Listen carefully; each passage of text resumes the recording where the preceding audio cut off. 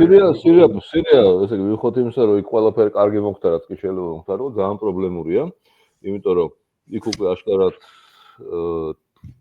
იკვეთება ინტერესები ძლიერი ქვეყნების, ეს არის თურქეთი, ეს არის თვითონ სირია, ეს არის ისრაელი, ხო? რა თქმა უნდა, ისრაელს იქ უნდა და ამერიკის შეერთებულ შტატებსაც მათ შორის უნდა რომ ეს ქურთული სახელმწიფო ბოლოს და ბოლოს ჩამოყალიბდეს, ქურთების სახელმწიფო, თურქეთს ეს რა თქმა უნდა არ უნდა. თურქეთი ახლა ცდილობს გვერდი აუაროს ამ პრობლემას და სწრაფად გაიყვანოს გასცადენი იქიდან სირიის გავლით ევროპაში, რომ მერე უკვე ევროპას უკარ ნახოს პირობები.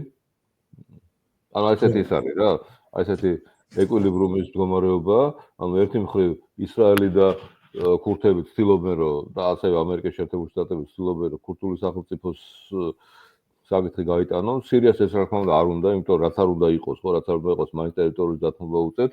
თურქეთს ეს არ უნდა, იმიტომ რომ არაფერში არ ჭირდება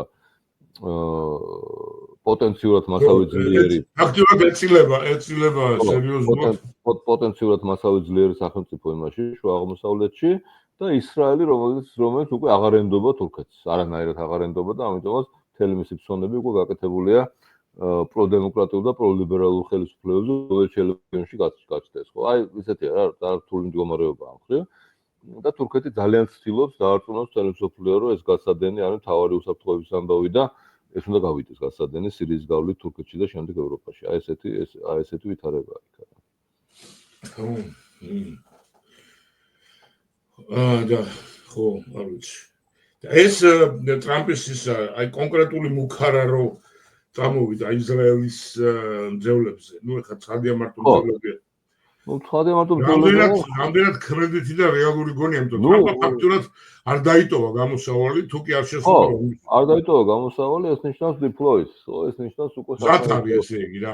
ეს ნიშნავს იმას, რომ უკვე ტრამპი სულ ხალხს უსვამს, რომ ჩვენ ყავს ძალიან ძლიერი ჯარი. ძალიან ძლიერი არმია, ეს ნიშნავს იმას, რომ თუ ესე იგი ეს ძევლები ყველა არ განთავისუფლდა 20-ისთვის და რაღა დარჩა, ხო, აგერ ესე იგი 6 დღე. 20 წამდეო, ხო, დაუთქვა, 6 დღე. ეს ნიშნავს იმას, რომ ამერიკის არმია ჩაერევა ისრაელი ჰამასის კონფლიქტში. ჩაერევა და შევა. ეს მაგას ნიშნავს, ეს არაფერს არ ნიშნავს რა. ნუ ტრამპი ამ შემთხვევაში მე ვფიქრობ მეტაფორულად ლაპარაკობს, ხო, იმიტომ რომ ეხლა სრულად მეტაფორა იყო და მე მგონი ყველას ეს მოდა რომ მეტაფორა იყო მტრების გარდა, როცა თქვა რომ ერთ დღეში დავამთავრებთ რუსეთ-უკრაინის ომს, მაგრამ ეს უკვე მეტაფორა აღარ შეიძლება იყოს. ეს უკვე არის ძალიან რეალური მუქარა და მე ვფიქრობ რომ ამერიკის არმიას ამის გაკეთება შეუძლია ადვილად. იცი რა, თითქოს პირდაპირ კავშირში არ არის, მაგრამ აი ეს პერსპექტივა, რომელიც რაღაცა კონტურები ჩნდებოდა, თითქოს რომ გამყოფ ზოლზე დადგებიან თქვათ ფრანგები, პოლონელები. იცი როგორ არის? ეს არის იმ შემთხვევაში, თუ კი ეს არის პუტინი დათანხმდება ცეცხლის შეწყვეტას და გაიყვანს ჯარებს.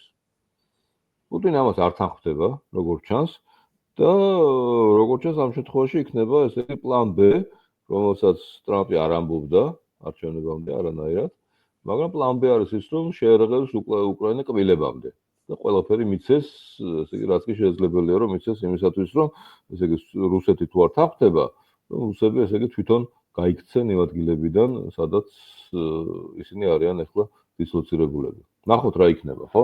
ნუ ყოველ შემთხვევაში პირველი 10 დღე 20-ის მერე იქნება გადამწყვეტი მსოფლიო პოლიტიკისთვის. საქართველოში ჩამოვა შეგო გიყვართ ჩემი პროგნოზები და საქართველოში ჩამოვა იმისი სექრეტარის ისა თანაშემწე. ესეც ჩავინიშნეთ.